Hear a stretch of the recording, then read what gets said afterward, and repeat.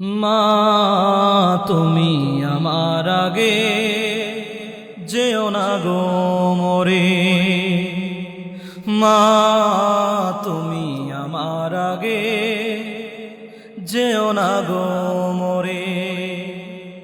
আমি কেমন করে দেব মাটি তোমার কবরে, আমি কেমন করে দেব মাটি তোমার কবরে। মা তুমি আমার আগে যেও না গো মোরে, মা তুমি আমার আগে যেও না গো মোরে। নরম বিছানায় তুমি থাকো মাগো, বসলে বসো শীতল পাটিতে। নরম বিছানায় তুমি থাকো মাগো, বসলে বসো শীতল পাটিতে। আমি কেমন করে সেই তোমাকে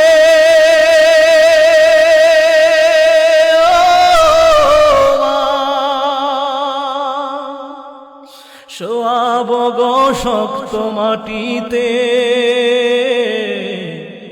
শোয়াব গো শক্ত মাটিতে।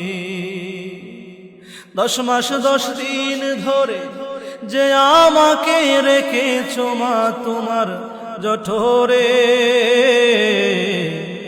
তুমি আমার আগে যেও না গো মোরে, মা তুমি আমার আগে যেও না গো মোরে।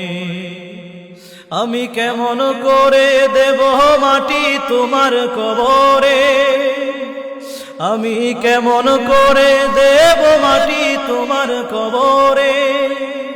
মা তুমি আমার আগে যেও না গো মোরে। অনেক আদরের ছেলে তোমার আমি, ও মা একলা পেলে দূরে থেকো না। অনেক আদরের ছেলে তোমার আমি, ও মা একলা পেলে দূরে থেকো না। আমি কেমন করে দিন কাটাবো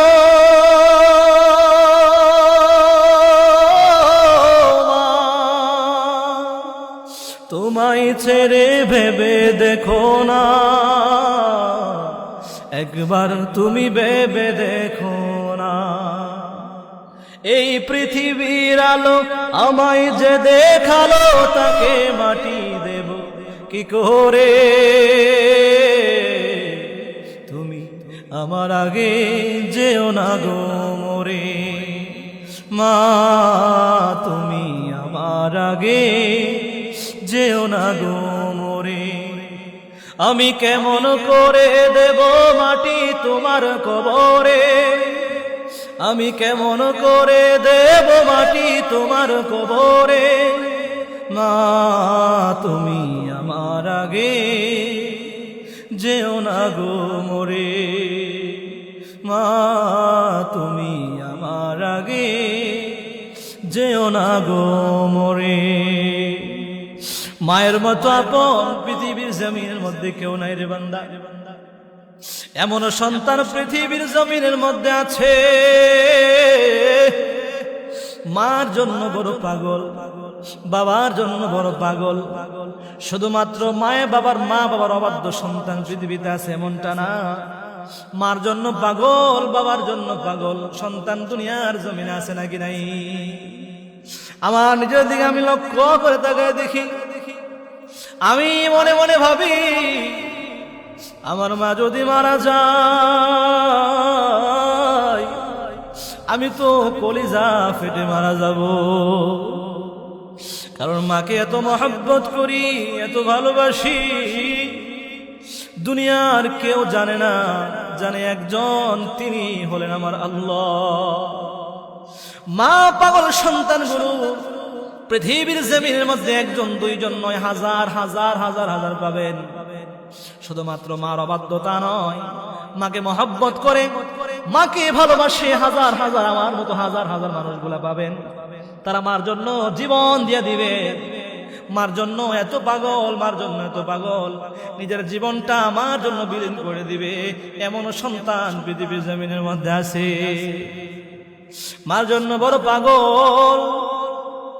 সে মা যদি মারা যায়, মা যদি দুনিয়ার জমিনের মধ্যে মারা যায় গো, সন্তানের কি অবস্থা হবে আল্লাহ ছাড়া পৃথিবীর জমিনের মধ্যে কেউ জানে না। মার জন্য এমন পাগল, এমন পাগল। আমি যখন বাড়িতে যাই সর্বপ্রথম মাকে ডাক দেই, মা কোথায় আছো? অনেক মানুষ আছে খাবারগুলো আমাকে পরিবেশন করবে, কিন্তু আমি মাকে বলি, মা তুমি কোথায়, আমাকে একটু খাবার দাও। মার জন্য এত পাগল, মাকে একটাবার না দেখলে সহ্য করতে পারি না। একটাবার মনে মনে ভাবি, এই মা যদি দুনিয়ার জমিনে না থাকে কেমন করে চলবো, কি করে চলবো গো আমি। মা পাগল সন্তান গুরু, মাকে এত মহব্বত করে এত ভালোবাসে, দুনিয়াটা একদিকে মা একদিকে। তাদের কাঁধে যখন মার লাশটা উঠে গো, তাদের অন্তরের অবস্থা কেমন, তাদের ভিতরের অবস্থা কেমন, তাদের কলিজাটা কেমন লাগে। একমাত্র মার লাশ বহনকারী সন্তান ব্যতীত পৃথিবীর জমিনের মধ্যে আর কেউ জানবে না এই লাশের কত ভার, লাশ কত ভার রে বান্দা। এই মা জন্য কত পাগল সন্তানগুলো আছে। মা যখন মারা যাবে তাদের জন্য পৃথিবী অন্ধকার হয়ে যাবে। এজন্য অনেক মায়েরা আছে সন্তানের জন্য, তো সব মায়েরা পাগল, সব মায়েরা সন্তানের জন্য পাগল, কিন্তু খুব কম আছে সন্তান মায়ের জন্য পাগল। কিন্তু আছে মায়ের জন্য পাগল, জীবন দিয়ে দিবে মায়ের জন্য।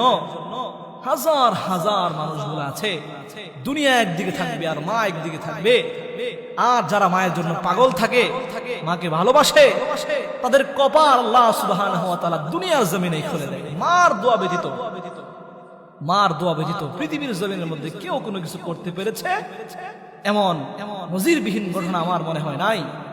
যারা অনেক বড় হয়েছে, আল্লাহর ওলি হয়েছে, বড় পীর হয়েছে, বড় ধনী হয়েছে, আমার জানা মতে সকলে মায়ের দোয়ার বদৌলতে আল্লাহ সুবহানাহু ওয়া তাআলা তাদেরকে বড় করেছেন। ঘটনা সকলে জানেন।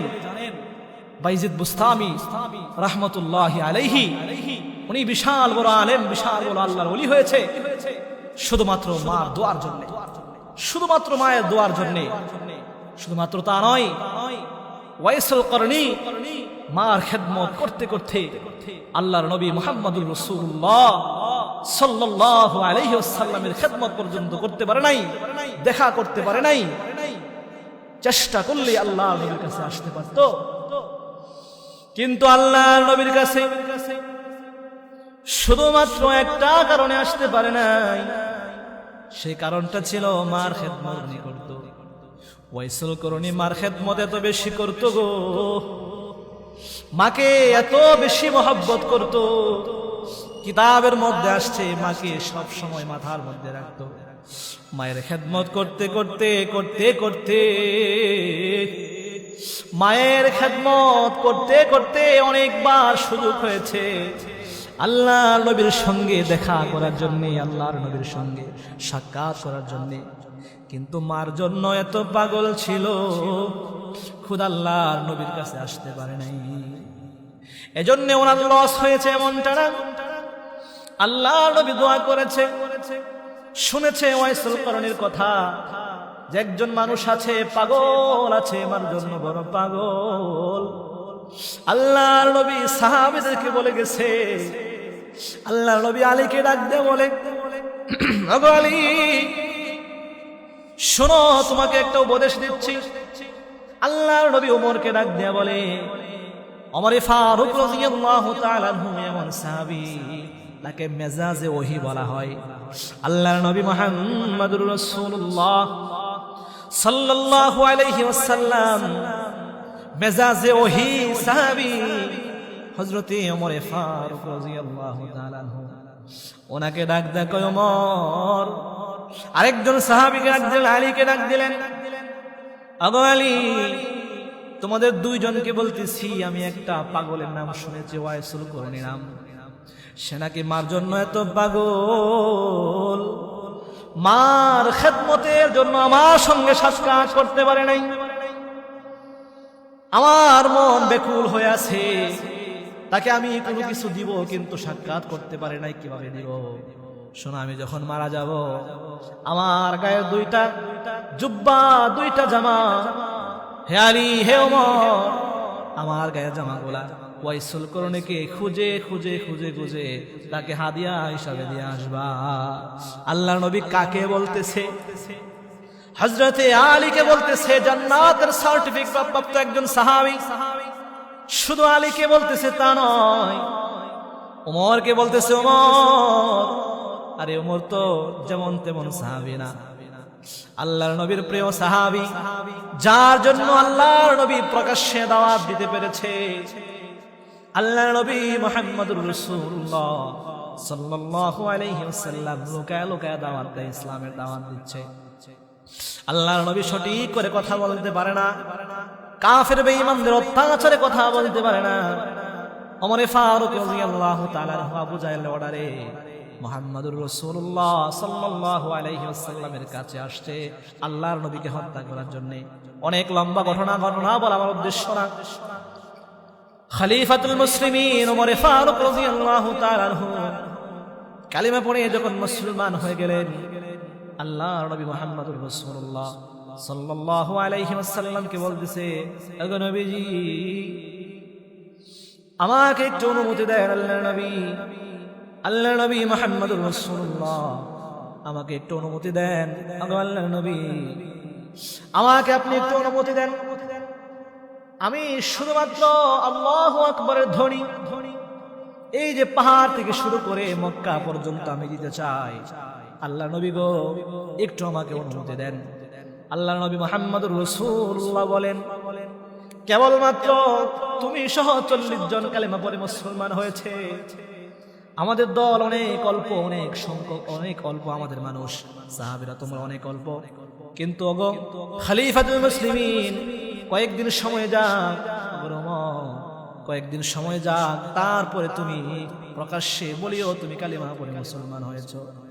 ওমর কথা মানে না, বারবার আল্লাহর নবীর কাছে রিকোয়েস্ট করে, আল্লাহর নবী আমাকে একটু অনুমতি দেন, আমি এখান থেকে তাকবীর দিতে দিতে দিতে দিতে মক্কার কোঠা সবাইকে আমি জানাতে চাই আমি কালেমা পড়ে মুসলমান হয়ে গেছি। খলিফাতুল মুসলিমিন আল্লাহর নবীকে বারবার বলার পরে আল্লাহর হুকুমে আল্লাহর নবী মুহাম্মদুর রাসূলুল্লাহ অনুমতি দিলেন। আল্লাহর নবী অনুমতি পেয়ে খলিফাতুল মুসলিমিন ওমর ফারুক রাদিয়াল্লাহু তাআলা আনহু, ওই যে আল্লাহর নবী লুকিয়ে লুকিয়ে দাওয়াত দিত, সেখান থেকে তাকবীর দেওয়া শুরু করলেন। 11 জন সাহাবীকে সামনে নিলেন, সাথে নিলেন। ওমর ফারুক রাদিয়াল্লাহু তাআলা আনহু সামনে 5 জনকে রাখলেন, পিছনে 6 জনকে রাখলেন। উনি সামনে তাকবীর দেওয়া শুরু করলেন, আল্লাহু আকবার, নারে তাকবীর, আল্লাহু আকবার, নারে তাকবীর, আল্লাহু আকবার বলতে বলতে বলতে বলতে মক্কার মধ্যে আসলেন। মক্কার মধ্যে আয়েশা দেখে কাফেররা শুনে কে যেন নারে তাকবীরের স্লোগান শুনিয়ে দিচ্ছে। মক্কার জমিনে কে যেন তাকবীর আওয়াজ দেয়, সকল কাফের বেঈমানেরা আসছে। কেউ কারো হাতে অস্ত্র, কারো হাতে লাঠি সুটা নিয়া, যে কার এত বড় সাহস মক্কার জমিনে, কার এত বড় সাহস হয়েছে তাকবীর দেয়, চলো তাকে এই দুনিয়ায় রাখবো না। যখন তারা লাঠি সুটা নিয়ে মক্কার মধ্যে যখন আসছে, আয়েশা দেখে সামনে ওমর, ওমরকে দেখে এক পা সামনে যায় তো 2 পা পিছনে চলে আসে। সুবহানাল্লাহ। এই ওমর ফারুক রাদিয়াল্লাহু তাআলা ওখানে ভাষণ দিয়েছিলেন, কে আছো, তোমার সন্তানগুলোকে ইয়াতীম করতে চাও, আমি ওমরের সঙ্গে মোকাবেলা করব। কে আছো, তোমার স্ত্রীকে বিধবা করতে চাও, আমি ওমরের মোকাবেলা করব। অনেক লম্বা ঘটনা। মূল কথা হলো এই সে ওমর, যে ওমরকে বলতেছে, ওমর তুমি আমার একটা জুব্বা, আমার একটা জামা ওয়াইসুল করুণীকে দিয়ে আসবা। ওমরকে যেতে বলেন, ওয়াইসুল করুণকে দিয়ে আসবা। সে ওমর যার জন্য আল্লাহর নবী মুহাম্মদুর রাসূলুল্লাহ সর্বপ্রথম প্রকাশ্যে নামাজ পড়তে পেরেছিলেন, ইবাদত করতে পেরেছিলেন। খলিফাতুল মুসলিমিনকে আল্লাহর নবী যখন বললেন, ওমর আমার মৃত্যুর পরে আমার গায়ে দুইটা জামা, দুইটা জুব্বা ওয়াইসুল করুন নামক ব্যক্তিকে দিয়ে আসবা। ঠিকানা বলে দিলেন, লম্বা ইতিহাস হয়ে যাবে। আল্লাহর নবী মুহাম্মদুর রাসূলুল্লাহ সাল্লাল্লাহু আলাইহি ওয়াসাল্লামের মৃত্যুর পরে হযরতে আলী রাদিয়াল্লাহু তাআলা আনহু এবং হযরতে ওমর ফারুক রাদিয়াল্লাহু তাআলা আনহু ওয়াইসুল করুনকে দুইটা জামা হাদিয়া দিয়ে দিয়েছে। শুধুমাত্র মায়ের দোয়ার জন্য বরকত। আল্লাহর নবী স্বয়ং আল্লাহর নবী দুইটা জুব্বা হাদিয়া দেওয়ার কথা বলেছেন। দুনিয়ার জমিনের মধ্যে যারা শ্রেষ্ঠ হয়েছে তারা একমাত্র কেবলমাত্র মায়ের দোয়ার জন্য হয়েছে। মার দোয়া ব্যতীত পৃথিবীতে কোনো কিছু করা যাবে না। মার জন্য পাগল হন। আরে মার জন্য পাগল হলে দুনিয়া ওলাম আখিরাতে ওলাম, দুনিয়া ওলাম আখিরাতে ওলাম, আপনি দুনিয়া পেয়ে যাবেন। আর মার জন্য পাগল হলে দুনিয়ার পাশাপাশি আপনি আখিরাত পাবেন। মোহতারাম হাজরিন, মা একমাত্র এই ব্যক্তি যে দুনিয়ার জমিনে বিনা স্বার্থে আপনাকে মহব্বত করে কত কষ্ট মা করেছে, কত কষ্ট করেছে। এজন্য মার জন্য পাগল হন, মার জন্য পাগল হন। মা বাবার জন্য আল্লাহর কাছে দোয়া করেন, রব্বির হামহুমা কামা রব্বায়ানি সগীরা, রব্বির হামহুমা কামা রব্বায়ানি সগীরা। মার জন্য আল্লাহর কাছে দোয়া করেন। আল্লাহর কাছে দোয়া করলে আল্লাহ সুবহানাহু ওয়া তাআলা অবশ্যই কবুল করবেন। হায় হায়, অনেক মানুষ এমন আছে যে মা তো মারা গেছে, দুনিয়ায় থাকতে খিদমত করতে পারে নাই, কিন্তু মা তো দুনিয়ার জমিনে নাই। আরে মৃত্যু তো এমন একটা বিষয়, মৃত্যু এমন একটা অফুরন্ত সত্য, যত কাছের আপনি হন না কেন মৃত্যু তো একদিন সুনিশ্চিত হবে। এমন সন্তান আছে মার খেদমত করতে পারে নাই, বাবার খেদমত করতে পারে নাই, মা থাকতে বুঝে নাই, দুনিয়ায় থাকতে মা কি জিনিস বুঝে নাই। মা যখন দুনিয়ার জমিন থেকে বিদায় হয়ে চলে গেছে, মা যখন দুনিয়ার জমিন থেকে বিদায় হয়ে চলে গেছে, তখন বুঝে মা কি জিনিস, মার মহব্বত তখন বুঝে আসে। দুনিয়ায় থাকতে মার খেদমত করে নাই, মাকে বকা দিয়েছে, আঘাত করে কথা বলেছে, মার খেদমত পর্যন্ত করে নাই। দুনিয়ার জমিন থেকে মা চলে গেছে, এখন কি করতে পারে? দুনিয়ার জমিন থেকে যাদের মা চলে গেছে আল্লাহর কাছে সব সময় দোয়া করবেন না গো, আল্লাহ গো আমার মাকে আমার বাবাকে আপনি জান্নাতের উচ্চ মাকামের মধ্যে পৌঁছায়া দেন।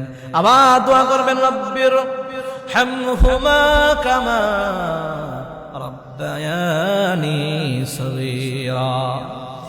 মার জন্য আল্লাহর কাছে দোয়া করবেন। আর দুনিয়ার জমিনের ভিতরে মার কাছে যারা মানুষ ছিল, বাবার কাছের মানুষ যারা ছিল, বন্ধু যারা ছিল, আত্মীয় স্বজন যারা ছিল, তাদের সঙ্গে ভালো ব্যবহার করবেন, সৎ আচরণ করবেন, সদকা করবেন মা বাবার নামে, আল্লাহর কাছে কোরআন পড়ে দোয়া করবেন। দেখবেন যাদের পিতা মাতা দুনিয়ার জমিনে নাই, তাদের কবরকে, মা বাবার কবরকে সন্তানের দোয়ার জন্য আল্লাহ সুবহানাহু ওয়া তাআলা কবরের আযাবগুলোকে আল্লাহ মাফ করে দিবেন। আল্লাহ সুবহানাহু ওয়া তাআলা মুহতারাম হাজরিন, যে কথাগুলো বললাম আল্লাহ সুবহানাহু ওয়া তাআলা আমল করার তৌফিক দান করুক। আমিন ওয়া আখিরু দাওয়ানা আলহামদুলিল্লাহি রাব্বিল আলামিন।